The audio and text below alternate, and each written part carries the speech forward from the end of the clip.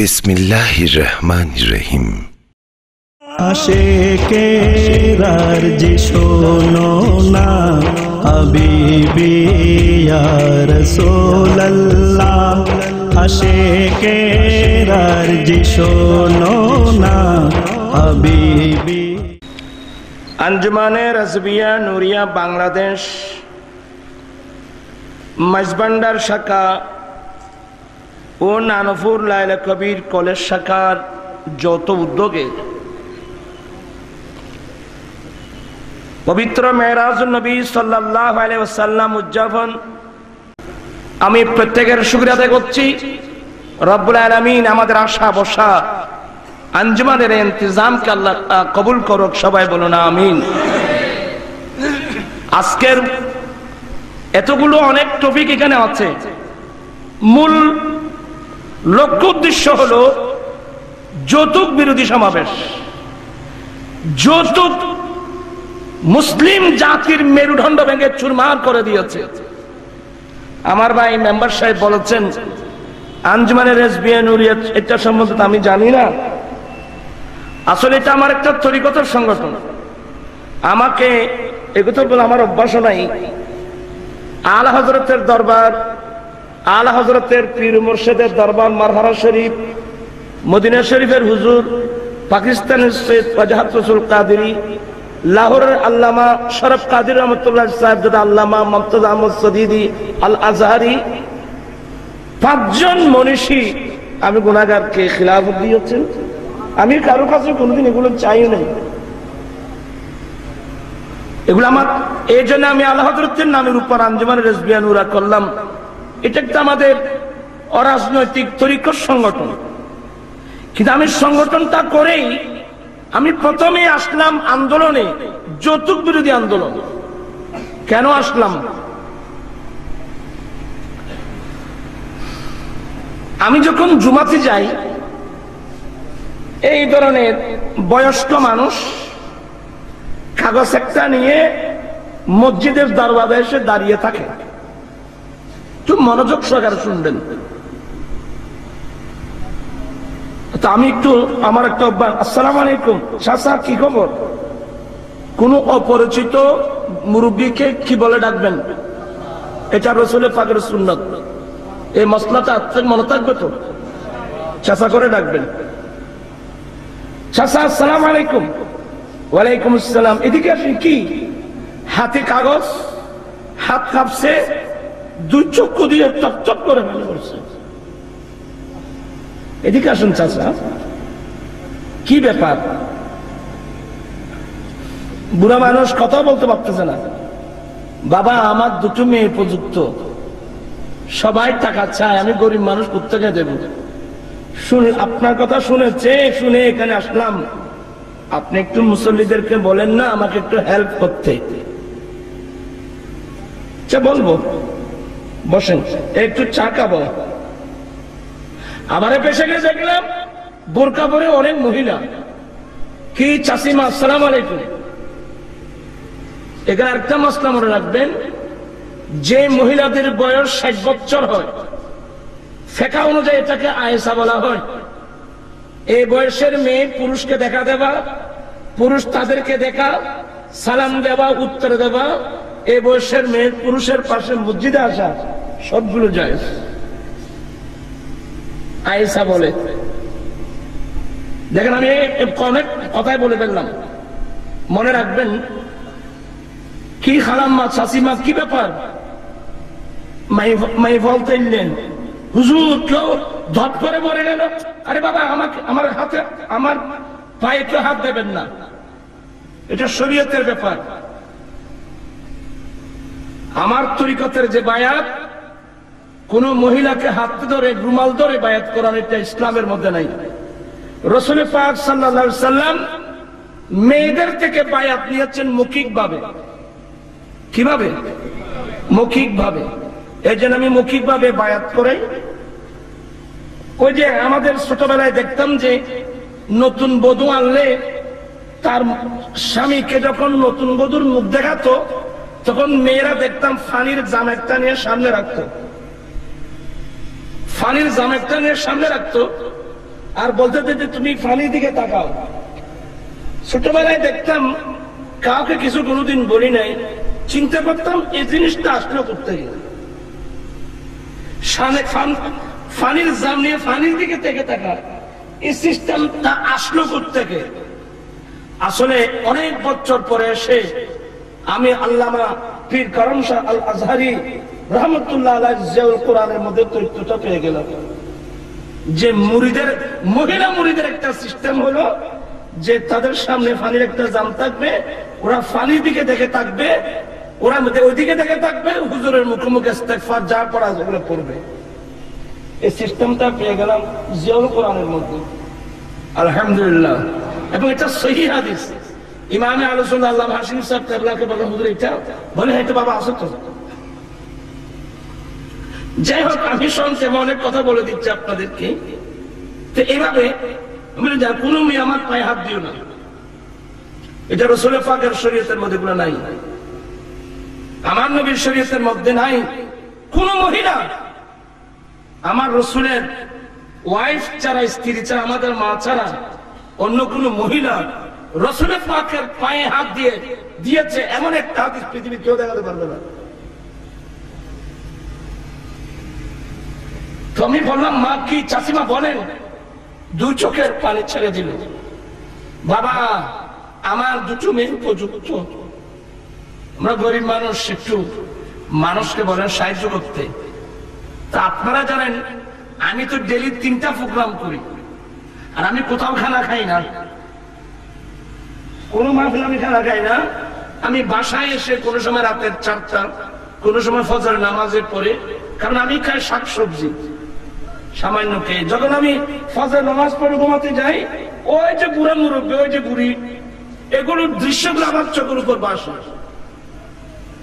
আমি নিজের কাছে প্রশ্ন করি, এই লোকটা যদি আমার সত্যি আমার বাবা হতো, চাচা হতো, এই মেয়ে যদি আমার ইয়ে হতো, তখন আমি সিদ্ধান্ত নিলাম যেভাবে হোক আমি তরিকতের সংগঠন করেছি, আমি পারি আর না পারি আল্লাহর উপর ভরসা করে আমি জাতিকে বুঝাবার চেষ্টা করব।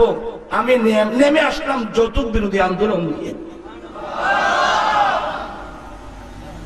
আমি দুবাই সিটিতে বক্তব্য রেখেছি, ওমান সিটিতে বক্তব্য রেখেছি, মস্কোতে বক্তব্য রেখেছি। আমি যেখানে গিয়েছি ছেলেদেরকে হাত উঠায় উঠায় ওয়াদা নিয়েছি যে তোমরা যৌতুক ছাড়া বিয়ে করবে কিনা। আলহামদুলিল্লাহ, আমি জাতিকে বুঝাতে সক্ষম হয়েছি। আজকে ইয়ং জেনারেশন, যে বয়সের ছেলেরা ভিন্ন রাস্তা দিয়ে চলে, আজকে সেই ছেলের অন্তরে বুক ভরা নবীর প্রেম নিয়ে যৌতুককে দফন করে রাসূলের সুন্নাত প্রতিষ্ঠার জন্য এগিয়ে আসছেন। ঠিক কিনা ভাইরা? আল্লাহ, এটা আপনারা খুশি না বেজার? দুই হাত উঠে খুশি না বেজার? আল্লাহ তুমি কবুল করো। আমি এ দেশবাসীর কাছে অন্য জানাবো, অনেক ছেলে যারা এখন আসে নাই, আসুন, আমরা কদিন বাঁচবো, আমাদের হায়াত সীমিত, একটা নিঃশ্বাস যাচ্ছে, আমার হায়াতের বাজেট কমে যাচ্ছে। আমরা রাসূলের পাকের দরবারে গিয়ে আমরা কিভাবে মুখ দেখাবো? আজকে আমরা সিদ্ধান্ত নেব, আমরা রাসূলের, আমি একটা সঙ্গীতের মিশ্রতা আমি কিন্তু শুয়ে শুয়ে বানিয়েছিলাম। আঞ্জুমানে রাজাবিয়া নুরিয়া বাংলাদেশ, আঞ্জুমানে রাজাবিয়া নুরিয়া বাংলাদেশ, দেশ হতে দেশান্তরে, প্রান্ত হতে প্রান্তরে, ইনশাআল্লাহ আনবে সুন্নিয়তের পরিবেশ। আঞ্জুমানে আমরা কি রাসূল পাকের সুন্নতের পরিবেশটাকে আবার ফিরে আনতে পারি কি পারি না? আমরা চাই কি চাই না? দুই হাত উঠে বলেন, চাই কি চাই না? জিন্দাবাদ। ওই যে একটা শের পড়লো না, আমার জীবন মরণ সাজাবো মাদানী রঙে, আমার জীবন মরণ সাজাবো মাদানী, সেই রঙে রঙিন হলে আল্লাহ রাসূল থাকবে আমার সঙ্গে, আমার আমার জীবন মরণ, আমার জীবন আমার মরণ, আমি আমার জীবন কি সাজাবো মাদানী রং দিয়ে। মাদানী রং মানে সাদা কালো লাল সবুজ কোন রং নয়। মাদানী রঙের অর্থ হলো আমার নবীর সুন্নাত দিয়ে। উচ্চ স্বরে বলুন না সুবহানাল্লাহ। আমরা রাসূল পাকের সুন্নাত দিয়ে আমরা আমাদের জীবন সাজাতে চাই কি চাই না? পারি কি পারি না? একবার না পারিলে দেখো শতবার, পারিব না একথা ঠিক বলিও না আর। ইনশাআল্লাহ আপনারা জেনে খুশি হবেন, আজকে হাজার হাজার ছেলে যৌতুক ছাড়া বিয়ে করতেছে।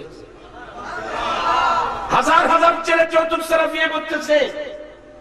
এবং শুধু বাংলাদেশে না, আমার আসলে আমি ঘুমাইতেও পারি না। একটা ফোন আসে দুবাই থেকে, একবার আসে আবুধাবি থেকে, একবার আসে এদিন এক সপ্তাহ ধরে আসে মালদ্বীপ থেকে, একবার আসে সিঙ্গাপুর থেকে, একবার আসে জাপান থেকে, একবার আসে ইংল্যান্ড থেকে, একবার আসে আমেরিকা থেকে। কি ব্যাপার হুজুর? এক্ষুনি আমার রুমে আপনার যৌতুক বিরোধী ওয়াজ শুনছেন, এতগুলো ভাই খেঁদে খেঁদে সিদ্ধান্ত নিয়েছেন যে আমরা যৌতুক ছাড়া বিয়ে করব। আমি বললাম ভাই, আমি মরে গেলেও আমার যে আঞ্জুমানের এসবিএ নুরিয়া, ইনশাআল্লাহ আমার ছেলেরাই আন্দোলন চালিয়ে যাবে। একদিন বাংলার গরিব মানুষের মুখের মধ্যে হাসি আসবে, যৌতুক দফন হবে ইনশাআল্লাহ। আপনারা সবাই এই আঞ্জুমান দেখতে চান কি চান না? আমার ভাই মেম্বার হাসান সাহেব কেউ বলবো, উনি যেন উনি তো আগে ছিল ওয়ার্ড মেম্বার, এখন বানাবো আঞ্জুমানের এসবিএর মেম্বার যৌতুক বিরোধী আন্দোলনের জন্য। ঠিক কিনা ভাইরা আমার?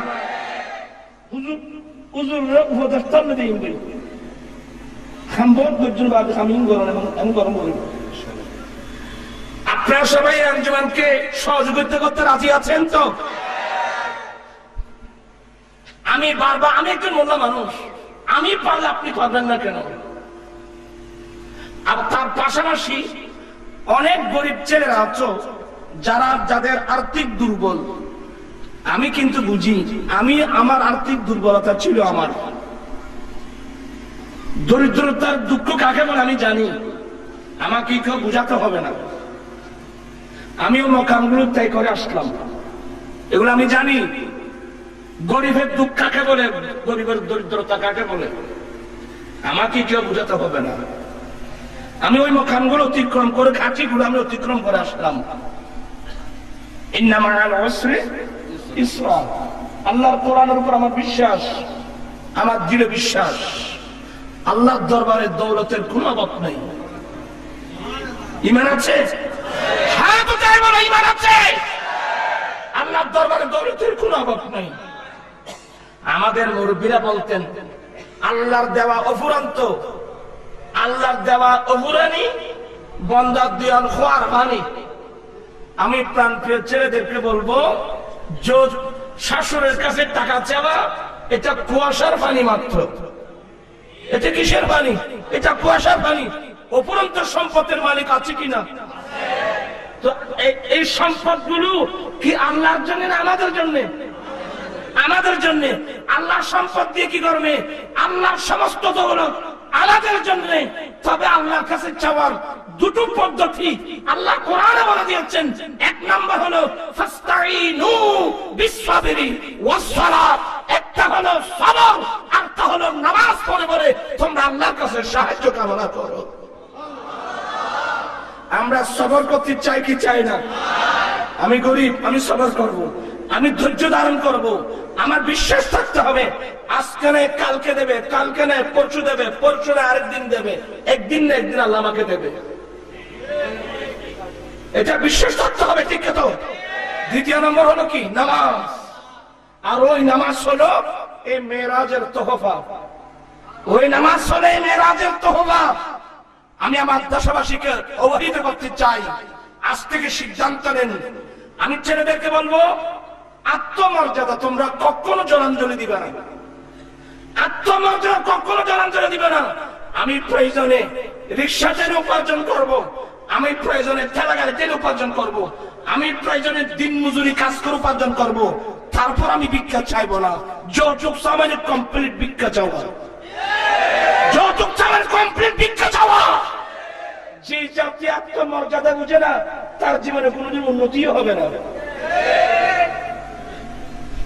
আপনার মানে যারা গরিব মনে কষ্ট নিবে না, আমরা রসুলের দলে আছি।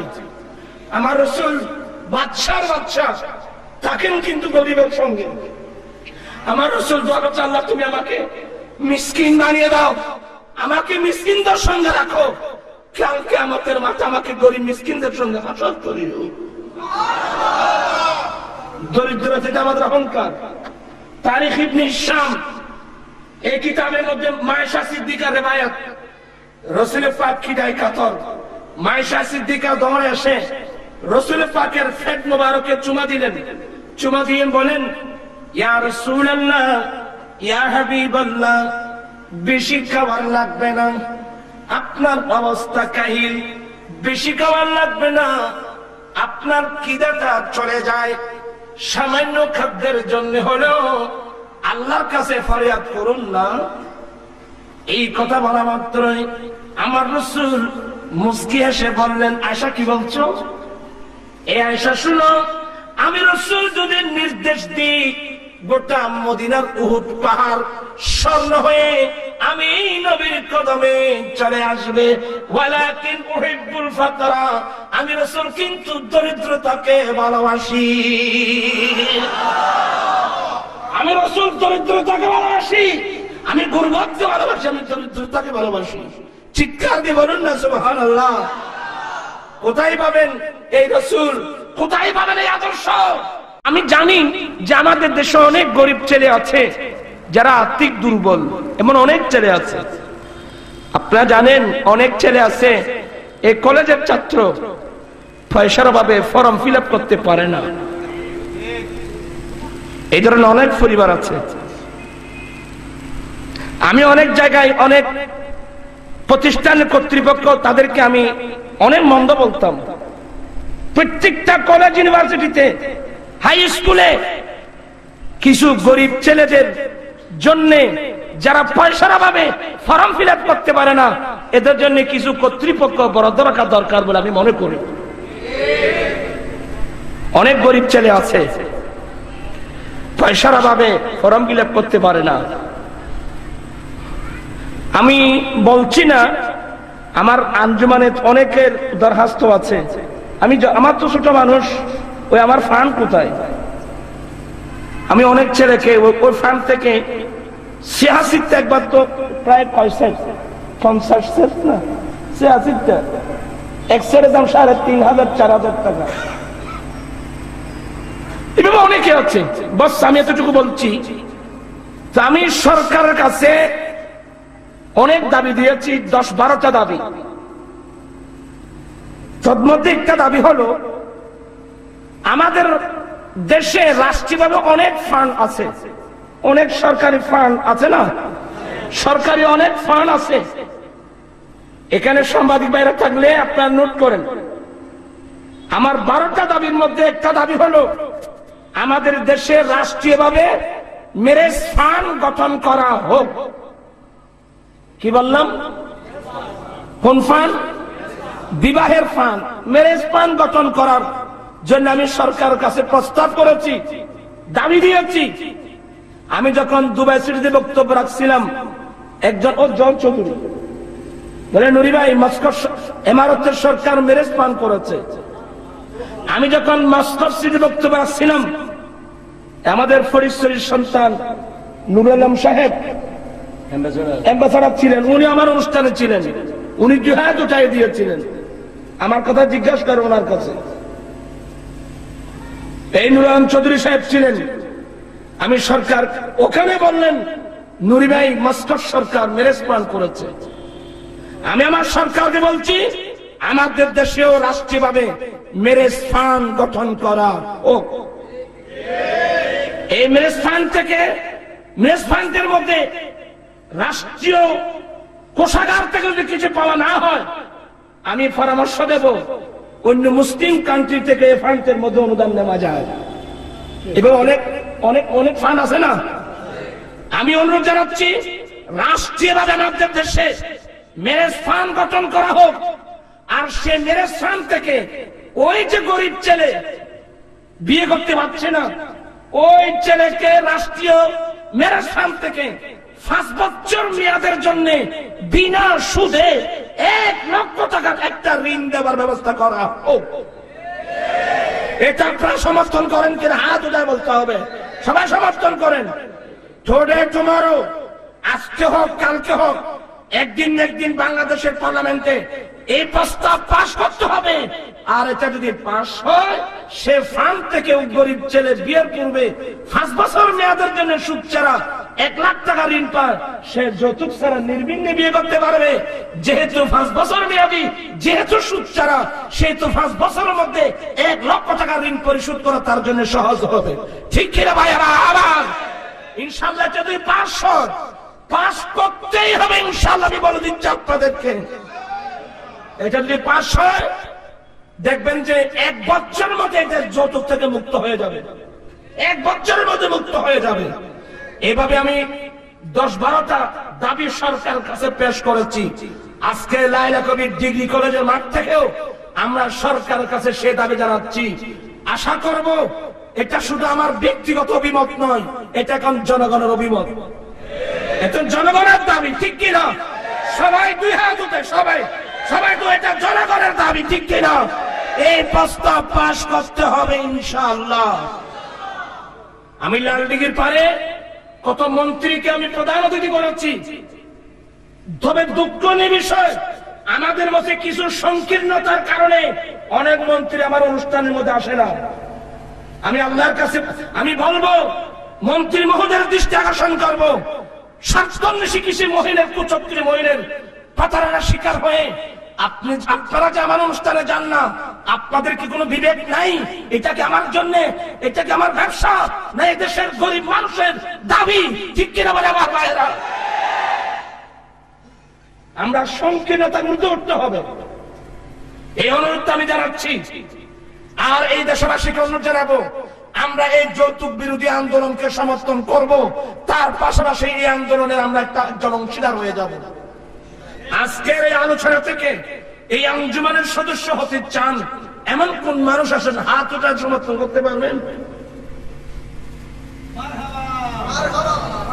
আপনারা সবাই সদস্য হতে চান তো? আবার হাত নামান। সদস্য হওয়ার আগে আপনি সিদ্ধান্ত নিতে হবে যে হুজুর আমি যৌতুক ছাড়া বিয়ে করব। দেখি যৌতুক ছাড়া বিয়ে কে করবে, আমি দেখি।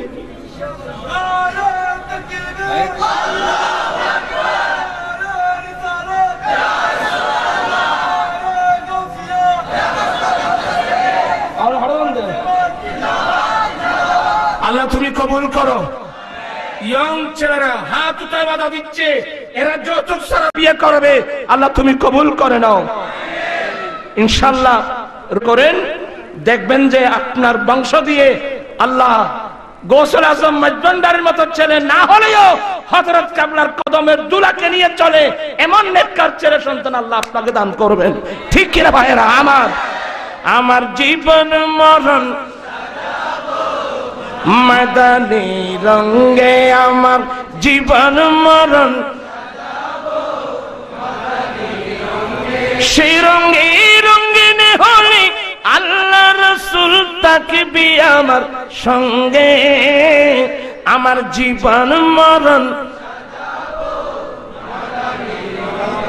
আমার জীবন মরণ সাজাবো মাদানী। সালাতু ইয়া রাসূলুল্লাহ আলাইকুম। আমরা রাসূল পাক, আমি আয়াত কারিমা তেলাওয়াত করেছি, আমি এদিকে চলে আসতেছি, তার মধ্যে ইনশাআল্লাহ আমি শেষ করব। বেশি দেরি হলে, আপনারা তো অনেক আগে আসছেন, আমি তো সবার আগে আসছি। আমি যখন আসলাম তখন আসরের আজানও হয় নাই। আমি তো ডাইরেক্ট, আমি তখন পূর্ব নাসিরাবাদ শাহী জামি মসজিদে আমি নামাজ পড়াই, এরপরে 2জন মেয়ের জানাজা নামাজ পড়ালাম, এরপরে সোজা এখানে চলে আসলাম। আলহামদুলিল্লাহ, আমার প্রাণ ভরে গেল। আজকের মাহফিল খানায় খানায় একেবারে ভরপুর। ঠিক কিনা ভাইরা আমার? ইনশাআল্লাহ এই যে আঞ্জুমানের ছেলেরা মজবান্ডার শাখা এবং লাইলা কবির ডিগ্রি কলেজ শাখার এই ছেলেদের কষ্ট মেহনত, তার পাশাপাশি দালকাতা শাখা থেকে একটু দোয়া করবেন। আমার ভাই হাসান আলী, সে অত্যন্ত রোগে আক্রান্ত, ওনার এমন গায়ে জ্বর, আসতে পারছে না, দোয়া চাচ্ছে। আল্লাহ সমস্ত আউলিয়া ইকরামের উসিলায়, মেরাজুন নবীর উসিলায় আল্লাহ তাকে শেফা জালা কামলা নসিব করো। আজাদি বাজার শাখা থেকে পর্যন্ত গামড়িতলা শাখা, দালকাটা শাখা, অনেক শাখার আসছেন। ইনশাআল্লাহ দেখবেন যে কয়েক মাসের মধ্যে ফটিকছড়ির আনাচে কানাচে ইনশাআল্লাহ আমাদের এখান থেকে না, বুসফুর শাখা থেকেও আসছে, বুসফুর থেকে পর্যন্ত আসছেন। আমি দেখতে পাচ্ছি অনেক জায়গা থেকে ইনশাআল্লাহ এখন আঞ্জুমানের এসবিআই নুরিয়া জায়গায় জায়গায় হচ্ছে। এই সিস্টেম যদি চালু থাকে ইনশাআল্লাহ অল্প দিনের মধ্যে আমরা যৌতুক থেকে দেশকে মুক্ত করতে পারবো ইনশাআল্লাহ। আমি যে আয়াতে কারিমা তিলাওয়াত করেছি আবার তেলাওয়াত করছি, সবাই মনোযোগ। আরেকটু সামনে আসলে ভালো হয়। বিসমিল্লাহির রহমানির রহিম। তিলকার রুসুলু ফাদ্দালনা বা'দাহুম আলা বা'দ মিনহুম মান কাল্লামাল্লাহু ওয়া রাফা'a বা'দাহুম দারাজাত। আল্লাহ বলেন এরা সবাই রাসূল, এক এক রাসূলের উপর এক এক রাসূলকে আমি মর্যাদা দান করেছি। মিনহুম মান কাল্লামাল্লাহ, রাসূলদের মধ্যে এমন রাসূল আছেন যাদের সাথে আল্লাহ ডাইরেক্ট কথা বলছেন। ওয়া রাফা'a বা'দাহুম দারাজাত, রাসূলদের মধ্যে এমন এক রাসূল যার অসংখ্য মর্যাদা আল্লাহ নিজেই বুলন্দ করেছেন। সুবহানাল্লাহ। আমার ভাইরা, রাসূলদের মধ্যে এমন একজন রাসূল আছেন যার অসংখ্য মর্যাদা আল্লাহ বুলন্দ করেছেন। আর তাফসীর করলে দেখবেন সে কোন রাসূল? সে হচ্ছে আমাদের রাসূল, ঠিক কি না? सबसे औला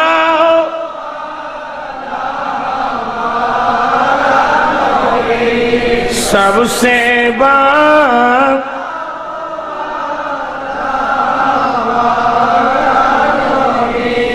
मुल्क कौनों में अंबिया ताजदार, ताजदारों का রানবী सबसे।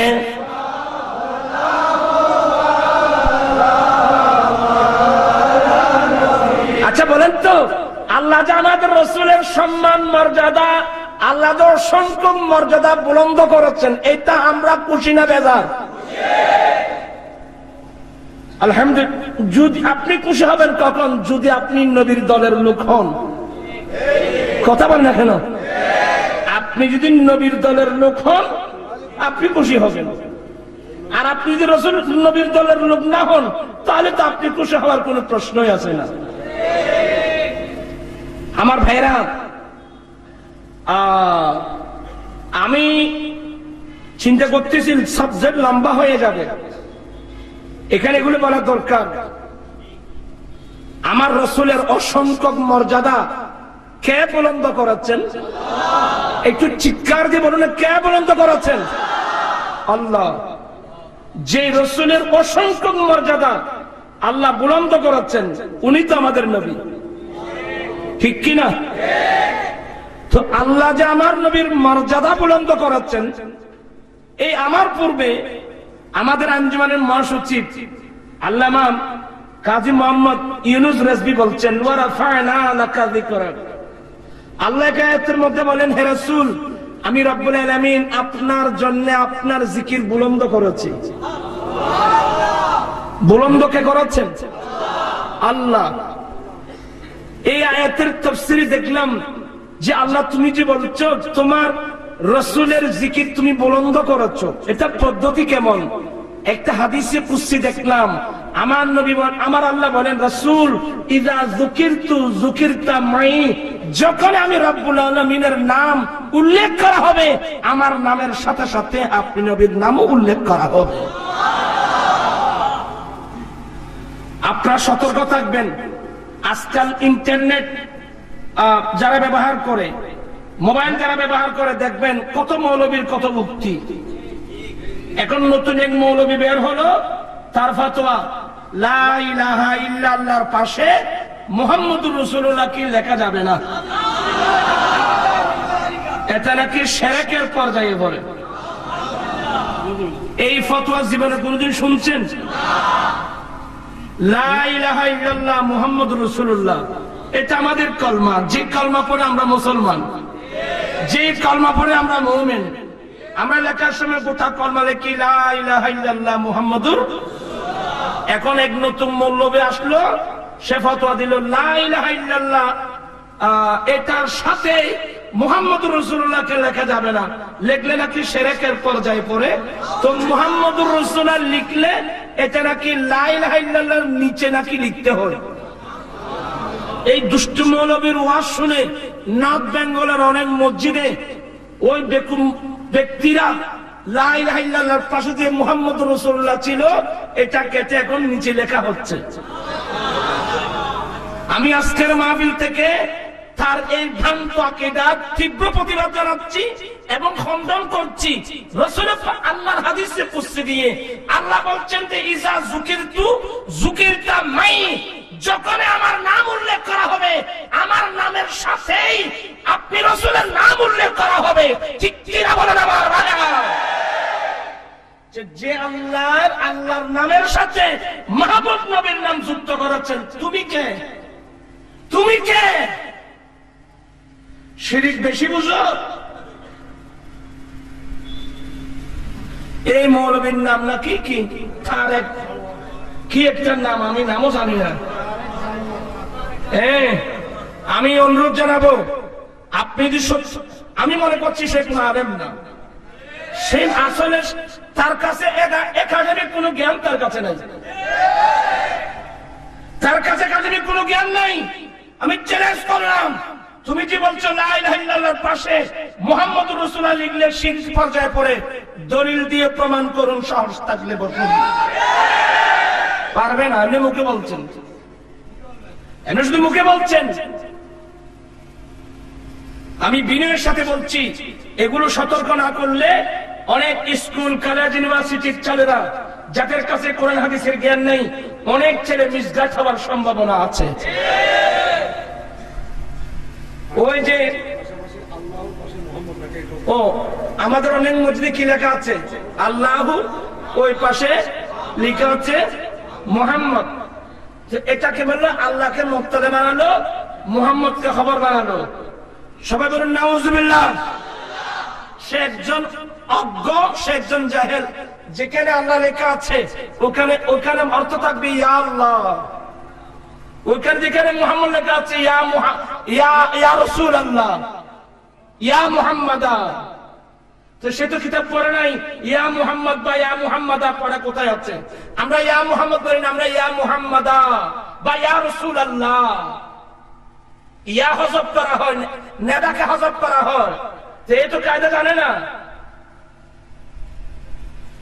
আর আমাদের দেশে অনেক মোল্লা আছে ইয়া রাসূলুল্লাহ বলে কেউ শিরক বলে, আছে না? এদের কাছে কোরআন হাদিসের কোনো জ্ঞান আছে? কোনো জ্ঞানই নেই। অথচ এটা ইমামুদ্দুনিয়া ফিল হাদিস মুহাম্মদ ইবনে ইসমাইলুল বুখারী তার বিখ্যাত হাদিসের কিতাব আল আদাবুল মুফরাদ, আল আদাবুল মুফরাদের রিওয়ায়াত, খাদিরাত রিজলু আব্দুল্লাহ ইবনে উমর, ফারুক আজমের বড় ছেলে আব্দুল্লাহ ইবনে উমর রাদিয়াল্লাহু তাআলা এক পা অবশ্যই গিয়েছিল, প্যারালাইসিস হয়েছিল। ওনার একটা পা কি হয়ে গিয়েছিল? অবশ্যই হয়ে গিয়েছিল। এই ধরনের রোগ আছে না? আল্লাহর কাছে পানা চাইবেন, কান্নাকাটি করবেন, মাওলা এই রোগ কোন শত্রুকেও আল্লাহ তুমি দিও না। এগুলো মারাত্মক রোগ, এই যে প্যারালাইসিস, এগুলো মারাত্মক রোগ। আল্লাহর কাছে পানা চান, মানুষ তো আল্লাহর কাছে পানা চায় না। ফেরাইসের রোগ হলো, অনেক চিকিৎসা করা হলো, অনেক চিকিৎসার পরে দেখা গেল রোগ ভালো হওয়ার কোন লক্ষণ, কথা বলেন কেন, রোগ ভালো হওয়ার কোন লক্ষণ দেখা যাচ্ছে না। ইমাম উদ্দুনিয়া ফিল হাদিস মুহাম্মদ ইবনে ইসমাইলুল বুখারী ওনার আলাদাবুল মুফরাদ, আসলে এই কিতাবটা আমি অনেক আগে নিয়েছিলাম, ইমাম বুখারীর হাদিসের কিতাব। আর আমাদের দেশে আরেক দল মূর্খ আছে, বুখারী শরীফ ছাড়া অন্য হাদিসকে হাদিস মনে করে না। এরা আরেক দল ভ্রান্ত, এদেরকে বলা আলে হাদিস, আমি নাম দিয়েছি আলে হবিস। এরা সলফি বলে, সলফি। এরা বুখারী শরীফ হাদিসের কিতাব মানে না। আরে পাগলের দল, ইমাম বুখারী নিজে বলছেন উনি 6 লক্ষ সহিহ হাদিস জানতেন। ইমাম বুখারী কত লক্ষ? 6 লক্ষ হাদিস জানতেন। তো বুখারীতে তো 50,000 নাই, 10,000 নাই। আর মূল হাদিস তো 4,000, মূল হাদিস তাকরার ছাড়া মূল হাদিস মাত্র 4,000। তাহলে এর চাইনি ইমাম বুখারীর কাছে লক্ষ লক্ষ হাদিস রয়ে গেছে, এগুলো কোথায়? আলাদাবুল মুফরাদ, এটা ইমাম বুখারীর হাদিসের কিতাব। কত কিতাব পড়ছেন আপনি?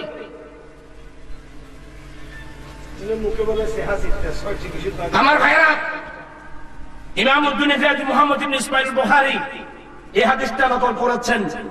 আব্দুল্লাহ ইবনে উমরের কি হয়ে গেল? পা অবশ্য হলো, অনেক চিকিৎসা করা হলো, রোগ ভালো হওয়ার কোন লক্ষণ নেই।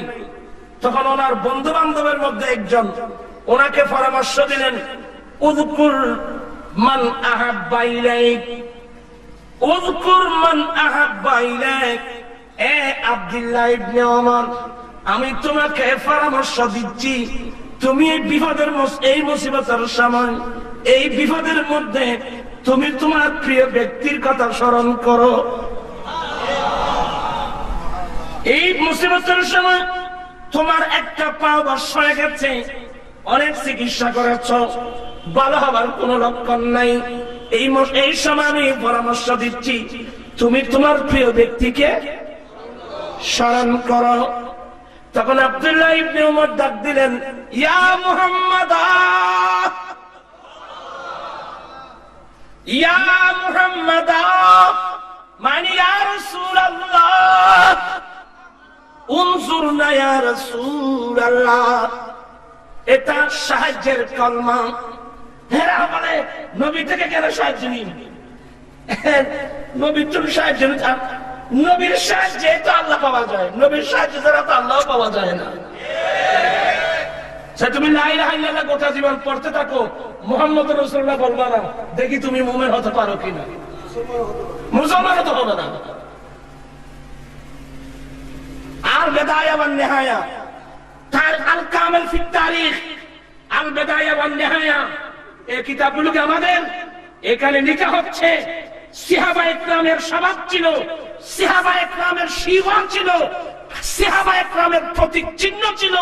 গামসান যুদ্ধের সময় যখন এমন যুদ্ধ চলতেছে, কাফেরের সঙ্গে যুদ্ধ চলতেছে, নিঃশ্বাস ফেলার পাচ্ছে না, এমন গামসান যুদ্ধের বিপদের সময় সাহাবায়ে কেরামের প্রতীক চিহ্ন ছিল ইয়া রাসূলুল্লাহ ওয়া ইয়া মুহাম্মাদ, ওয়া মুহাম্মাদ, ইয়া রাসূলুল্লাহ, ইয়া রাসূলুল্লাহ। এভাবে বলা, রাসূলকে ডাকা, এটা সাহাবায়ে কেরামের প্রতীক চিহ্ন ছিল। আজকাল দুই পাতার মোল্লা কিতাব তো সবাই দেখে নাই, এ নাকি শিরকের ফতোয়া দেয়, হ্যাঁ, এ নাকি শিরকের ফতোয়া দেয়। আব্দুল্লাহ ইবনে উমরের riwayat দেখেন, ইমাম বুখারী হাদিসের কিতাব আলাদাবুল মুফরাদের মধ্যে আব্দুল্লাহ ইবনে উমর আমার রাসূলের কথা স্মরণ করলেন। কি করলেন? আমার রাসূলের কথা। কাকে ডাকলেন? ওয়া মুহাম্মাদ, ইয়া মুহাম্মাদ, ইয়া রাসূলুল্লাহ, এভাবে ডাক দিলেন। আব্দুল্লাহ ইবনে ওমরের পা ভালো হয়ে গেছে, চিৎকার দিয়ে বলুন না সুবহানাল্লাহ। ইয়া রাসূলুল্লাহ বলা শিরক? কে বলছে তোমাকে এগুলো?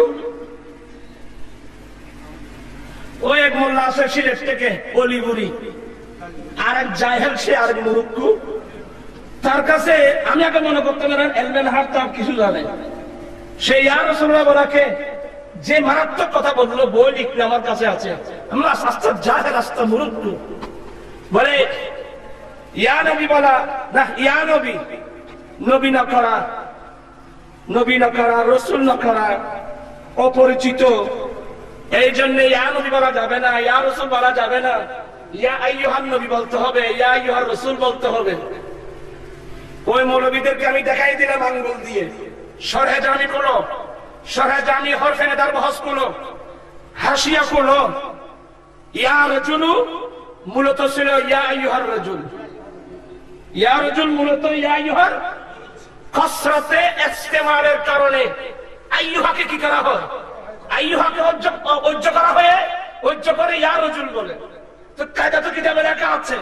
তো ইয়া রাজুল যে বহুল প্রচলিত, তার চাইতে বেশি প্রচলিত শব্দ ইয়া নবী, ইয়া রাসূল।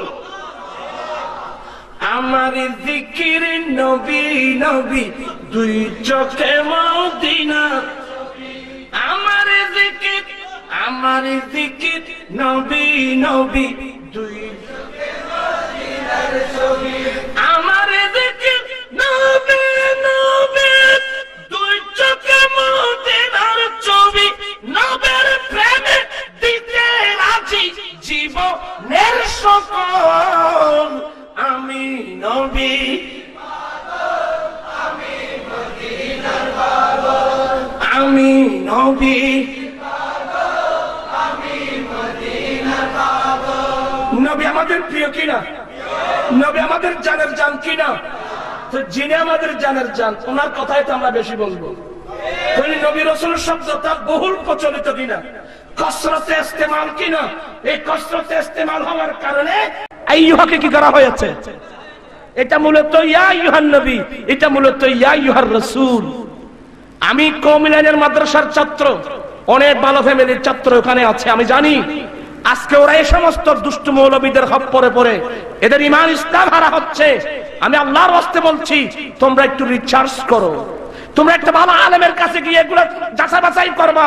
এই সমস্ত দুষ্ট মৌলবীদের খপ্পরে বলে তোমাদের ঈমানও শেষ, দুনিয়াও শেষ, আখিরাতও শেষ। আমি যে কায়দাটা বলছি তুমি সরজমে নিয়ে আসো, আরবি হাসিয়াটা নিয়ে আসো, আমি দেখাই দিই। হাসিয়ার মধ্যে ইয়া রাজুল আসলে ছিল ইয়া আইয়ুহার রাজুল, কসরতে ইস্তেমালের জন্য আইয়ুহাকে হজ্জ করা হয়, এই কায়দাও জানে না। আলহামদুলিল্লাহ, আমি মাদ্রাসার ছাত্রদেরকে বলে দিই, ইয়া যে শব্দটা আছে, ইয়া আই তোয়ারে এলমে না ফরায় ন বলিতে, আমি লেখাপড়া এখন ভুলে যাই নাই। যদি আমি ক্লাস থেকে অনেক দূরে, আপনারা নাহাব মিট করবেন, এরা বলতেছে ইয়া তো কাছের জন্য আসে। ইয়া আসে কিসের জন্য? কাছের জন্য। এখানে নবী আছে নাকি? তো আপনারা বলছেন কেন? এরা বলতেছে এখানে তো নবী নেই, নবী কোথায়? নবী তো মদিনা, তো নবী তো অনেক দূরে। এই জন্য এদেশের ছেলেদেরকে মগজ দোলাই করে, এই নবী এখানে নাই, নবী তো মদিনায়। তো ইয়া তো কাছের জন্য আসে, অতএব ইয়া নবী বলা যাবে না। এরা সাদাসিধে ছাত্র, এরা কি বুঝে? আমি ছাত্রদেরকে বলছি, তোমরা আগামীকাল জুমলা সরফ করবা, জুমলা সুরের নাহাম্মির করবা, ইয়া হরফে নেদার বহস করে দেখবা ইয়া মুশতারাক আছে। ইয়া এটা লেনাদাইল করিব ওয়াল বাঈদ, ইয়া এটা শুধু কাছের জন্য সীমাবদ্ধ নয়, কাছের জন্য ইয়া আসে, দূরের জন্য। আপনারা যে অনেক অসুবিধা নেই না, এখানে ফলের ফলে ফরম ফরবা, ইয়া মুশতারাক কাছের জন্য আসে। তাহলে কায়দা অনুযায়ী আপনারা যদি রাসূলকে দূরে মনে করেন, তাহলে এই হিসেবে ইয়া রাসূলুল্লাহ ঠিক আছে, ইয়া বৈদের জন্য আসে। তা আমরা তো রাসূলকে দূরে মনে করি না, আমরা তো রাসূলকে কাছে মনে করি। আমরা রাসূলকে কোথায় মনে করি? কতটুকু কাছে? আমার জানের চেয়ে বেশি কাছে। বিসমিল্লাহির রাহমানির রাহিম, আন-নাবিয়্যু আওলা বিল মুমিনিনা মিন আনফুসিহিম। আল্লাহ বলেন নবী ঈমানদার মানুষের কাছে তাদের জানের চেয়ে নবী আরো বেশি কাছে। নবী ঈমানদারের আওলার দুই তাফসীর, আওলার দুই অর্থ। আওলা মানে উত্তম, আওলা মানে আকরাব। আপনি যেদিকে যান নবী ইমানদারের কাছে তাদের জানের চেয়ে উত্তম।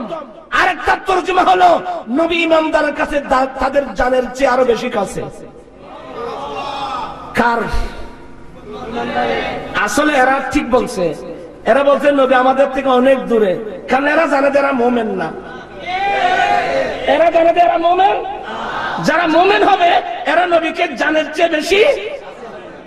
হুজুর জানের চেয়ে বেশি কাছে কই? আমি বলবো বন্ধু তোমার রূহটা কই একটু দেখাও তো, তোমার রূহ কই? বলে আমার রূহটা আমার শরীরে। তো তোমার রূহটা তুমি দেখাতে পারবে না, তুমি দেখো না, আমি আমার রূহটা আমি দেখি না। আর নবী তো রূহ না, নবী তো রুহুল আরওয়াহ, নবী তো রূহের রূহ। ওজুনতে তু কুছ না থা। রাসূল যখন ছিলেন না আল্লাহ ছাড়া কিছুই ছিল না। কথা বলেন, কথা বলেন বাবা। রাসূল যখন ছিলেন না আল্লাহ ছাড়া কিছুই ছিল না। ওয়াজুনাহু তুকুশনাহু, রাসূল না হলে কিছুই হতো না। রাসূল যখন ছিলেন না আল্লাহ ছাড়া সৃষ্টির মধ্যে কিছুই ছিল না। রাসূল না হলে কিছুই কি? এগুলা কি এমনি কল্প কাহিনী না হাদিস? লাউলা কালামা খালাকতুস সামা, লাউলা কালামা খালাকতুস সামা, লাউলা কালামা খালাকতুল জান্নাহ। হ্যাঁ, এরা একটা হাদিস নিয়ে কথা বলে, লাউলা কালামা খালাকতুল আফলাক। বলে এটাও তো হাদিস না। বন্ধু আপনি উসুল হাদিস জানেন না। একটা হলো রিওয়ায়াত বিল মানা, আর তা হলো রিওয়ায়াত বিল আলফাজ। লাউলা কালামা খালাকতুল আফলাক এটা রিওয়ায়াত বিল আলফাজ নয়, এটা শুদ্ধ, কিন্তু এটা রিওয়ায়াত বিল মানা। রিওয়ায়াত বিল মানে আমার আল্লাহ বলছেন লাউলা কালামা খালাকতুস সামা, রাসূল আপনি না হলে আমি আসমান সৃষ্টি করতাম না। লাউলা কালামা খালাকতুল জান্নাহ, আপনি না হলে জান্নাত সৃষ্টি করতাম না। এভাবে এগুলো সহিহ হাদিস। আজ পর্যন্ত কোন মুহাদ্দিস হাদিসের সনদ নিয়ে কথা বলতে পারে নাই। ও লাউলা কালামা খালাকতুল আফলাক নিয়ে আপনি কথা বলতে পারবেন, এগুলো নিয়ে কথা বলতে পারবেন না। আরে তাও রিওয়ায়াত বিল মানা, আপনি উসুল হাদিস করেন, রিওয়ায়াত বিল মানা জায়েজ আছে কিনা? আপনি উসুল হাদিস তো জানেন না। রাসূল না হলে কিছুই হতো না। জান হে ও জাহান কি, রাসূল হলো গোটা পৃথিবীর জান, গোটা পৃথিবীর প্রাণ। গোটা পৃথিবী হলো বডি, গোটা পৃথিবী হলো বডি, দেহ, আর রাসূল হচ্ছেন জান। জান থাকলে, প্রাণ থাকলে, বডি থাকে, পৃথিবী আছে, বুঝতে হবে আমার রাসূল আছে। রাসূল আছে এই জন্য আমরা বেঁচে আছি, এই গোটা পৃথিবী আছে। ঠিক কিনা ভাইরা আমার? আপনারা কি বিরক্ত হয়ে যাচ্ছেন? আমি হাদিস শোনাচ্ছি আপনাদেরকে। মুসান্নাফে আব্দুর রাজ্জাকের হাদিস খুলেন। মুসান্নাফে আব্দুর রাজ্জাকের এই হাদিস আশরাফ আলী থানভী সাহেব ইনি নকল করেছেন। মাদ্রাসার ছাত্র তোমরা নোট করো। আশরাফ আলী থানভী সাহেব এই হাদিসটা ওনার কিতাব নশরুত তিবের মধ্যে নকল করেছেন। আর নশরুত তিবের প্রথম আলোচনা খিলকতে নূরে মুহাম্মদী সাল্লাল্লাহু আলাইহি ওয়াসাল্লাম। এই চ্যাপ্টারে আশরাফ আলী থানভী সাহেব ৬টা হাদিস, বিশুদ্ধ হাদিস নকল করে প্রমাণ করেছেন রাসূল পাক সৃষ্টির প্রথম এবং নূর। রাসূল পাক সৃষ্টির প্রথম এবং নূর, উনি স্বীকার করতে বাধ্য হয়েছে। আর আপনাদের তাফসীরে কিতাব পড়েন, আপনার আগামীকাল গিয়ে তাফসীর রুহুল মানী শরীফ পড়বেন। قد جاءكم ইন্না ওয়ামা আরসালনাকা ইল্লা রাহমাতাল লিল আলামিন। এই আয়াতের তাফসীর তাফসীর রুহুল মানী শরীফ পড়বেন।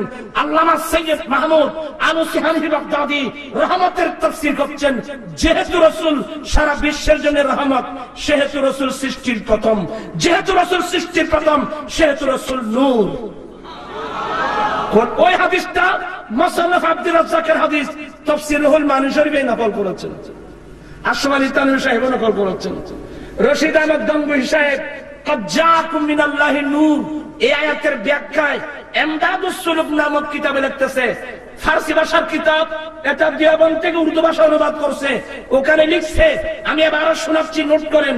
তাওয়াতুরে মানবী সে ये बात साबित है कि हजरत सल्लल्लाहु अलैहि वसल्लम का साया न था क्योंकि आप नूर था। অসংখ্য বিশুদ্ধ হাদিস অর্থগত দিক দিয়ে হাদিসের মুতাওয়াতির দরওয়াজায় পৌঁছে গেছে। এতগুলো হাদিস দ্বারা প্রমাণ রাসূলের ছায়া ছিল না, যেহেতু তিনি নূর ছিলেন।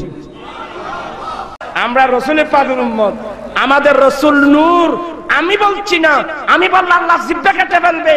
আল্লাহ বলছেন কাদ জাআকুম মিনাল্লাহি নূরুন ওয়া কিতাবুম মুবিন। আল্লাহ বলেন নিশ্চয় আল্লাহর পক্ষ থেকে তোমাদের কাছে একটা নূর এসেছে আর একটা কিতাব। কি আসছে? আল্লাহর পক্ষ থেকে আমাদের কাছে কি আসছে? নূর আসছে। আরেকটা সুস্পষ্ট। আজ নূর মানে কি? আমি বলবো কেন? তাফসীর ইবনে আব্বাস রাইসুল মুফাসসিরিন, আমার নবীর সাহাবাদের মধ্যে যিনি তাফসীর ডিপার্টমেন্টের হেড, রাইসুল মুফাসসিরিন আব্দুল্লাহ ইবনে আব্বাস, আমি ওনার জিয়ারত করেছি তায়েফ, মক্কার তায়েফে। ওনার মাজার তায়েফে, ওনার নামে মসজিদ আছে, ওনার নামে বিরাট লাইব্রেরি আছে। হযরত আব্দুল্লাহ ইবনে আব্বাস, যার জন্য আমার রাসূল দোয়া করেছিলেন, আব্বাস রাদিয়াল্লাহু তাআলা আনহু তাফসীর ইবনে আব্বাস লিখছেন নূর দ্বারা রাসূলের পাককে বোঝানো হয়েছে। নূর দ্বারা কাকে বোঝানো হয়েছে? আব্দুল্লাহ ইবনে আব্বাস বলছেন নূর দ্বারা রাসূলের পাককে বোঝানো হয়েছে। আর আমর শফি সাহেব বলতেছে নূর মানে কিতাব, কিতাব মানে কিতাব।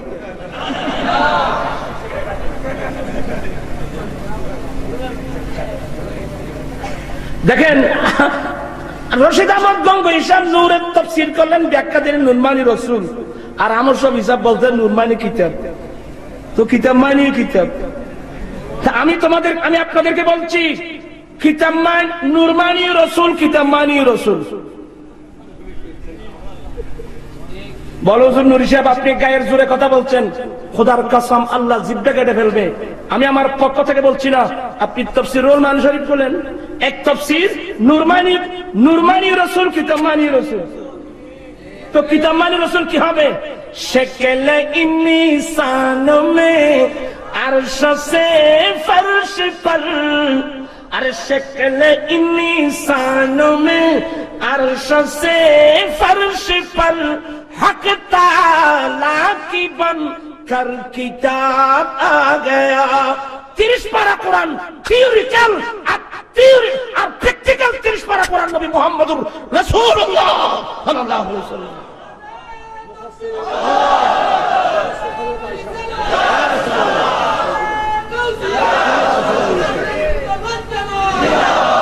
আপনারা একটা কিতাব পড়বেন কোরআন শরীফ, ইন্নাকা লাআলা খুলুকিন আযীম। এই আয়াত যখন নাযিল হলো, উম্মুল মুমিনিন মা আয়েশার কাছে প্রশ্ন করা হলো, মা আল্লাহ যে রাসূলের পাকের চরিত্রের প্রশংসা করলেন, নবীর খুলুক কি? সেদিন উম্মুল মুমিনিন কি সুন্দর উত্তর দিয়েছেন, কানা খুলুকুল কুরআন। রাসূলের পাকের চরিত্র হুবহু 30 পারা কুরআন। চিৎকার দিয়ে বলুন না সুবহানাল্লাহ। তো হুজুর আর কায়তে বশর বলছে, তো আমরাও তো বলি বশর। আর নবী হুয়া ইনসান, আমরা নবীর ডেফিনিশনের মধ্যে আমরা কেন? আল্লামা সাআদউদ্দিন তাফতাজানি শরহে আকায়েদ নাসবি করেন, আর নবী হুয়া ইনসান, সমস্ত আম্বিয়া ইকরাম ইনসান। আল্লাহ কোন ফেরেশতাকে নবী বানান নাই, আল্লাহ কোন জিন জাতিকে নবী বানান নাই, আল্লাহ নবী বানিয়েছেন সব ইনসান জাতি থেকে, মানব জাতি থেকে। জুড়ে বলুন না সুবহানাল্লাহ। সমস্ত আম্বিয়া ইকরাম মানুষ, বলেন সমস্ত আম্বিয়া ইকরাম মানব, মানব সমস্ত আম্বিয়া ইকরাম। বিশ্বাস আছে তো? ঈমান রাখতে হবে, সমস্ত নবীরা মানব। কারণ আল্লাহ কোন ফেরেশতাকে নবী বানান নাই, আল্লাহ কোন জিন জাতিকে নবী বানান নাই, আল্লাহ নবী বানিয়েছেন সবগুলো মানব জাতি থেকে। কিন্তু যেই নবীকে আল্লাহ, যেই মানবকে আল্লাহ রাসূল বানালেন, ওনার সম্বন্ধে আল্লাহর কুদরতের জবানে বললেন কাদ জাআকুম মিনাল্লাহি নূর। আর নূর দ্বারা রাসূলের পাকে বোঝানো হলো। তো আমরা রাসূলকে বশর বলছেন, এই জন্য মানুষ মানি। ওই আয়াতের মধ্যে নূর মানছেন, এই জন্য আমরা নূরের মানব মানি। নবী কিসের মানব? দুই হাত উঠে বলেন কিসের মানব? নবী নূরের মানব। হুজুর নূর মানব হয় কিভাবে? মানব নূর হয় কিভাবে? আমি ছেলেদেরকে অনুরোধ জানাবো, নূরের জিদ, মানুষ কি নূরের জিদ? নূরের জিদ কি? জিন্নারি বিপরীত। নূর মানে আলো, আলোর বিপরীত কি? আপনার কথা বুঝতেছেন না মনে হয়। আলোর বিপরীত মিনাজ যুলুমাতি ইলান নূর, নূরের বিপরীত অন্ধকার, অন্ধকারের বিপরীত। আপনি রাসূলকে নূর না মানলে যুলমত মানতে হবে, অন্ধকার মানতে হবে। ও বেকুফের দল, এগুলো কিছু বুঝো? রাসূল কিসের মানব? আর জন কিসের মানব? নূরের মানব। হুজুর বুঝাতেছে না মানব নূর হয় কিভাবে, নূর মানব হয় কিভাবে? বন্ধু, আমি আপনাকে আহ্বান জানাচ্ছি, আমাদের লায়লা কবির ডিগ্রি কলেজের বিজ্ঞান আছে বুঝুন, এখানে বিজ্ঞান আছে না? এখানে আসবেন, এখানে এসে প্রাণী বিজ্ঞান নিবেন। প্রাণী বিজ্ঞান, আপনি প্রাণী বিজ্ঞান যখন পড়বেন ওখানে একটা মাছের নাম পাবেন, ওই মাছের নাম কারেন্ট ফিশ। এখানে অনেক স্কুলের ছাত্র, অনেক কলেজের ছাত্র, ইউনিভার্সিটির ছাত্ররা আছো। এবার আমি বিজ্ঞান নিয়ে কথা বলছি। প্রাণী বিজ্ঞান যারা পড়ো ওখানে দেখবা কারেন্ট ফিশ একটা মাছের নাম পাবেন। কারেন্ট ফিশ মানে বিদ্যুৎ মাছ। কথা বলছেন না কেন? ইয়াতে ব্যবহার করে যায় না। কারেন্ট ফিশ মানে বিদ্যুৎ মাছ। এখন প্রশ্ন, যুক্তি তোমার যুক্তি, মাছ বিদ্যুৎ হয় কিভাবে, বিদ্যুৎ মাছ হয় কিভাবে? আমি গবেষণা করে দেখলাম এটাকে কারেন্ট ফিশ কেন বলা হয়। এই মাছের একটা বৈশিষ্ট্যতা, এই মাছের যখন খিদে লাগে অটোমেটিক মেশিনটা চালু হয়ে যায়। ভিতরের মেশিন চালু হয়ে গেলে মাছের মাথা থেকে লেজ পর্যন্ত গোটার শরীর বিদ্যুতে পরিণত হয়। তখন সে মাছের জাকের মধ্যে দৌড় দেয়। তো মাছের জাকের মধ্যে যখন দৌড় দেয় তার ডানে বামে যে মাছগুলো লাগে ওই কারেন্টের দৌড়ে যেভাবে মানুষ নড়াচড়া করতে পারে না, এই মাছগুলো নড়াচড়া করতে পারে না। এই পদ্ধতিতে মাছ ধরে সমুদ্রের কাছে গিয়ে এই মাছগুলো খেয়ে এর জীবন বাঁচায়। এই জন্য এই মাছের নাম কারেন্ট ফিশ, বিদ্যুৎ মাছ। কি ভাই বুঝাতে পারলাম আমি? একটা মাছ যদি বিদ্যুৎ হয়, বিদ্যুৎ যদি মাছ হয়, এটা যদি আল্লাহর কুদরত হয়, তো আমার নবী তো আলা বালা সৃষ্টির শ্রেষ্ঠ, যতগুলো গুণাবলী আল্লাহ আমার নবীকে দিয়েছেন, তো আমার নবীকে নূরের মানুষ বানিয়েছেন। তোমার আপত্তিটা কি? বড় হুজুর একটা প্রশ্ন করতে পারেন, হুজুর ওই মাছ থেকে তো বিদ্যুৎ বের হলো, মাছ ধরলো, তো রাসূল পাক থেকে কি আলো বের হয়েছে? আল্লাহর কসম করে বলছি, এই প্রশ্নে আসেন খসাইসুল কুবরা শরীফ বলেন, মাদারিজুন নবুওয়াত বলেন, শেখ মুয়াক্কিদ দেহলভী মাদারিজুন নবুওয়াতে কয়টা হাদিস আনছেন, আল্লামা জালালউদ্দিন সুয়ুতী খসাইসুল কুবরাতে কয়টা হাদিস আনছেন। মা আলেরা বলছেন আমার বেটা মুহাম্মদ যখন জমিনের মধ্যে তশরীফ আনলেন, আমার বেটার শরীর থেকে একটা জুতি বের হলো, এই জুতি ইরান শহরের কিসরা বাদশার রাজপ্রাসাদে গিয়ে পড়লো। এই আলোর মাধ্যমে আমি আমরা মক্কার জমিনে বসে কিসরা বাদশার রাজপ্রাসাদ চোখে দেখেছি। সেই আলোর মাধ্যমে আমি আমরা কিসরা বাদশার রাজপ্রাসাদ চোখে দেখেছি, এবং রাজপ্রাসাদ থেকে 14টা গম্বুজ, আফার হাদিস মোতাবেক 14টা পাথর ভেঙে ভেঙে জমিনে পড়তে আমি আমরা স্পষ্ট দেখেছি। ওই ইতিহাস আমার ভাইয়েরা, ইতিহাস যারা পড়েন, ইরান শহরের মধ্যে, ফারসের মধ্যে একটা মারাত্মক আগুনের কুণ্ডল ছিল। অগ্নি পূজারীরা যে আগুন পূজা করত, 1000 বছর ধরে সে আগুন জ্বলছিল, সে আগুন নিভাতে কেউ পারে নাই। আমার রাসূল যেদিন মক্কায় আসলেন, মা আমিনার ঘরে আসলেন, রাসূল পাকের দেহ মুবারক থেকে নূরের আলো যখন ওই ফারসের দিকে গেল, এক মুহূর্তের মধ্যে 1000 বছরের জ্বলন্ত আগুনের কুণ্ডল এক মুহূর্তে নিভে গেল। এই হাদিসগুলোকে আমি বলছি, এই হাদিসগুলোকে অশুদ্ধ, এই হাদিসগুলোকে দুর্বল। আরে মুসলিম শরীফ বলেন, মায়েশা সিদ্দিকা শুনিয়ে কি একটা কাপড় চিলাচ্ছেন। কথা বলে না কেন, কথা বলে না কেন? শুনিয়ে কি চিলাচ্ছেন? কাপড় চিলাচ্ছিলেন। হঠাৎ করে মায়েশার হাত থেকে ও কি পড়ে গেল, ওই সুস্থা জমিনের মধ্যে পড়ে গেল। চেরাগ ছিল না, অন্ধকার, চেরাগ ছিল না। মা এসে অনেক তালাশ করছেন, সুইটা পেলেন না। এই মুহূর্তের মধ্যে রাসূল পাক হুজরা পাকে তশরীফ আনলেন। মা এসে বলছেন, রাসূল পাকের আসার সাথে রাসূল পাক থেকে যে আলো বের হলো, আমি স্পষ্ট সুতা পেয়ে গেলাম। সুবহানাল্লাহ। রসুলি বে আগাগোড়া নূর, নবী ধর্মান্যদে ইব নূর, ইমানদারর বেগুন নূর। যা এই যা, এবার বেগুন নূর। তুই মেরে মেরে তুই কালাম, তুই মেরে কি বুঝুস?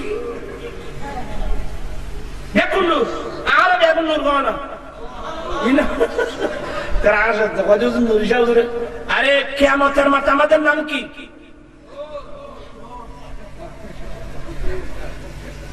ويدعون يا غرا محجلين من آثار الوضوء কিয়ামতের ময়দানে আমাদেরকে আমাদের নাম পরিবর্তন, ইয়া কুরআন মুহাজ্জালিন, ইয়া কুরআন মুহাজ্জালিন। কি মানে ওই সমস্ত মানুষ যারা উযু বানিয়েছো, নামাজের জন্য ভালো করে উযু বানিয়েছো, উযুর পানি যে জায়গায় দিয়েছিল ওখানে আলোকময় হয়ে গেছে, ওখান থেকে আলো বের হচ্ছে। এই কুরআন মুহাজ্জালিন আসো আসো, চিৎকার দিয়ে বলুন না সুবহানাল্লাহ। سيماهم في وجوههم من أثر السجود। তফসির দেখলাম সজিদার চিহ্ন তাদের চেহারার মধ্যে ভেসে উঠবে। তার তফসির গুলো দেখলাম, তাফসীরে হাজেম, তাফসীরে কাবীর, তাফসীর রুহুল বারী দেখলাম তাদের চেহারার মধ্যে সজিদার চিহ্ন কি বলে, তাদের চেহারার মধ্যে নূর ভাসবে, নূর বের হবে, নূর বের হবে, নূর বের হবে। আরো বেগুন নূর পূজা মিনহা খালাকনাকুম, মিনহা খালাকনাকুম তাফসীর জালালাইন গুলো তো সেই তাফসীর জালালাইন গুলো মিনহা খালাকনাকুম মানে মিনহা খালাকনা আবাকুম আদম, সেই তাফসীর তোরা বলতে লাই বলছি। মিনহা খালাকনাকুম মানে মিনহা খালাকনা আবাকুম আদম, মেডি দি বানাই দে আর দৌড়ে দৌড়ে আদম আলাইহিস সালাম বানাই দে মেডি দি আর এখন মেডি দি বানাই দে। তো একটা পাবেন, আমাদের বড়ি তৈরি হওয়ার পরে আমাদেরকে নুতফা দিয়ে বানালো, কি দিয়ে? নুতফা দিয়ে বানালো। যখন আমাদের বড়ি তৈরি হলো, যেখানে আমার দফন হবে ওখান থেকে একটা কণা, মাটির কণা নিয়ে আমার নবীর মধ্যে লাগিয়ে দেবে। এটা হলো মিনহা খালাকনাকুম তাফসীর। গোটা বড়ি তৈরি হলো, যে খবর আমি দফন হব ওখান থেকে একটা কণা দুটা কণা নিয়ে আমার নাভিতে লাগিয়ে দেবে। এটা কি জন্য করবে? যেহেতু কিয়ামত পর্যন্ত একটা নির্ধারিত সময় আমাকে কবরের মধ্যে থাকতে হবে, কবরের মাটির সাথে আমাদের একটা সম্পর্ক থাকতে হবে। আচ্ছা, ঈসা আলাইহিস সালাম কিসের তৈরি? দেখেন, ঈসা আলাইহিস সালাম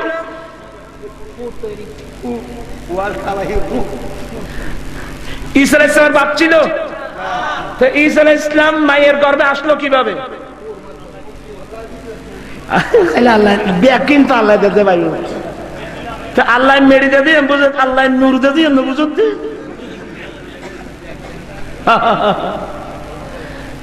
আল্লাহ সবাইকে এগুলা বোঝার তৌফিক দান করুন। বস আমি এই সাবটার নিয়ে আলোচনা করতে রাজি না। বস যতটুকু নস পাবো আমি নসের উপর বিশ্বাস রাখবো, বাকি হাকিকত আল্লাহু আলাম, আল্লাহ রাসূলে ভালো জানে। আমি আমার আলেমদের কাছে অনুরোধ জানাবো, যেগুলা নিয়ে আমার স্টাডি আপনার নাই। মুসান্নাফ আব্দুর রাজ্জাক আমি যখন মক্কা শরীফ থেকে নিলাম এই নূরের হাদিসের জন্য, বড় মজার কথা শুনেন, তখন মুসান্নাফ আব্দুর রাজ্জাক আমি ফার্স্ট টু লাস্ট গোটা মুসান্নাফ আব্দুর রাজ্জাক খুলে দেখলাম নূরের হাদিসটা নাই। অথচ মুসান্নাফ আব্দুর রাজ্জাকের বরাত দিয়ে আশরাফ আলী তানভী সাহেব নকল করছেন, আমার আলা হযরত নকল করছেন, ইমাম নববী নকল করছেন, বড় বড় মুহাদ্দিসিন ইকরাম নকল করছেন। তাহলে মুসান্নাফ আব্দুর রাজ্জাকের বলিয়ামের মধ্যে নূরের হাদিস নাই কেন? ওরা চুরি করছে, চুরি, ওরা কিতাব চোর, ওরা কিতাব চুরি করে। আমি তখন এটা নিয়ে আমি আর অবস্থানে দুবাই আওকাফের মুদির আল্লামা ইসামানা হিমিয়ারি ওনার কাছে কথা বললাম, হুজুর বেরেলি শরীফ কথা বললাম, মিশরের কয়েকজন আলেমের সাথে কথা বললাম যে মুসান্নাফ আব্দুর রাজ্জাকের হাদিস, নূরের হাদিসটা বর্তমান কিতাবের মধ্যে নাই কেন? পুরানো পান্ডুলিপি কোথায় আছে?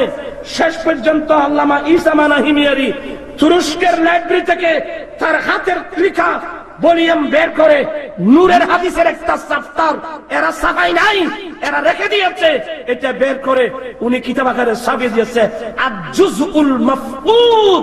আমার কাছে কয়েকটা কপি আছে। এই হাদিসের মধ্যে অনেক নূরের হাদিস, আল্লাহু আকবার। মুহাদ্দিসিন ইকরাম যত নূরের হাদিস নকল করেছেন এই কিতাবগুলো কেন সনদান মতনান লিখে আছে। আমি অত্যন্ত বিনয়ের সাথে বলবো, এসব সাবজেক্ট নিয়ে আলোচনা করার দরকার নাই। রাসূলের পাককে আল্লাহ কোরআন শরীফ বসার বলছেন, আমরা মানুষ মানি। আর আয়াতের মধ্যে নূর মানছেন, আমরা নূরের মানব মানি। রাসূল মানব, নূরের মানব। নূর কিভাবে? ও আল্লাহ তুজল জিবে বানাইবে তুজল আর তো শিক্ষা দিলে। হ্যাঁ, আফসোস আজকে নসের উপর ছেলেদের কোনো ইয়ে নাই। আপনার যুক্তি বলবেন কেন? যেখানে দলিল আছে, নস আছে, আপনি যুক্তি দিবেন কেন? যুক্তির নাম তো ইসলাম না। আর যুক্তি বলে আপনি কথা যুক্তি জানেন, প্রত্যেক যুক্তি যুক্তি নয়। যুক্তি বলে আই বলল উজু ভেঙে গেল, পিছনে বাতাস গেল, পিছনে কি গেল? বাতাস ক প্রকার? একটা খুরুজুর রিহ মিনাদ দুবর বেলা সৌত আমার সারা নেই, যদি বাতাস কোনো দিই ফিরি করি ইন দেখে খবর দেরি আওয়াজ সারা। এটার নাম আরবির মধ্যে ফুসাইয়া। আর ঘাস খরুজুর রিহ মিনাদ দুবর বিশ্ব ঘাস ধ্বংস করে গেল, এটার নাম কুসাইয়া। ওয়াল্লামা আদম আল আসমাআ কুল্লাহা। এই আয়াতের তাফসীরে জালালাইনের হাসিয়ার মধ্যে এতটুকু আছে, হাত্তাল কুসুস ওয়াল কুসাইয়া ওয়াল ফুসুস ওয়াল ফুসাইয়া। আল্লাহ আমার আদম আলাইহিস সালামকে নাম শিখাতে শিখাতে শিখাতে শিখাতে ধ্বংস করে বাইসানলে বাতাস গেলে তার নাম কি, ফুস করে বাতাস গেলে তার নাম কি, এগুলো পর্যন্ত আল্লাহ আদম আলাইহিস সালামকে শিক্ষা দিয়েছেন। সুবহানাল্লাহ ওয়া বিহামদিহি। তো বাতাস গেল কোথায়? উজু বানাচ্ছেন কোন দিক দিয়ে? বাতাস গিয়ে নিচু দিলে এটা তো যুক্তির গানা। যুক্তি হবে জিন্দি বাতাস গিয়ে ইন্দি ডবলিবেন না বাতাস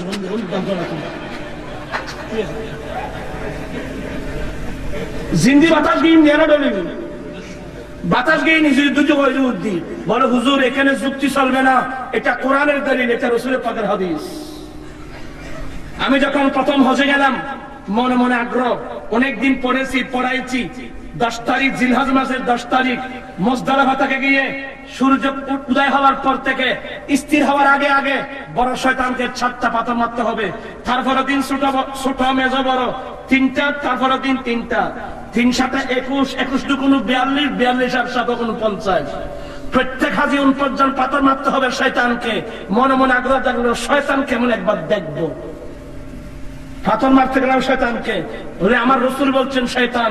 এখন দেখতেছি ফাঁকা ফাঁকা ফিলের কিন্তু ফাঁকা ফিলে না, এলে ফিলে না। আরো বাংলাদেশের সংসদ ভবনে বহুত আছে।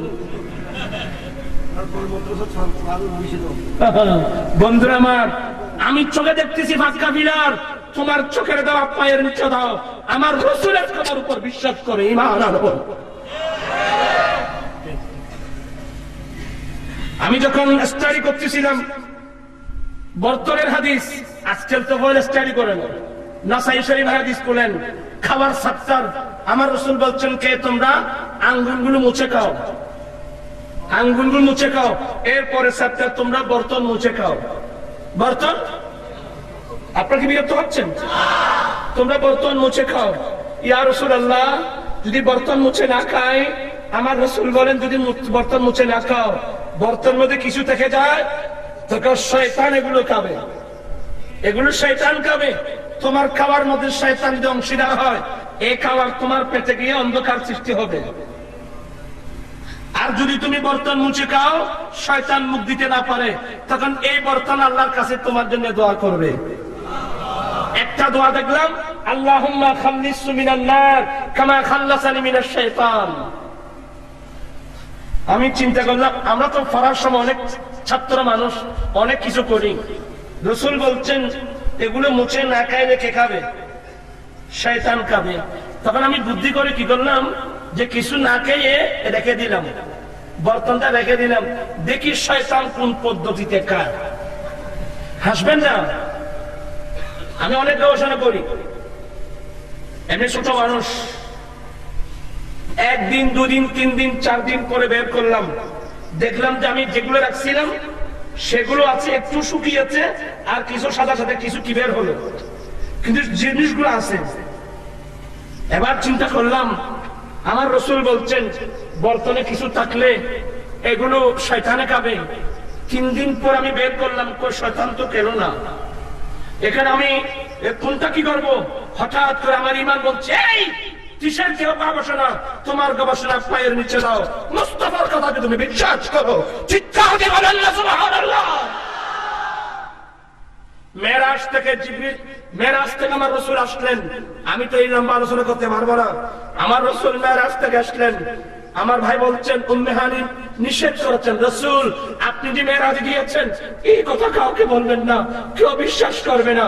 রাসূল বলেন উম্মে হানি বিশ্বাস করুক আর নাই করুক আমি বলতে হবে।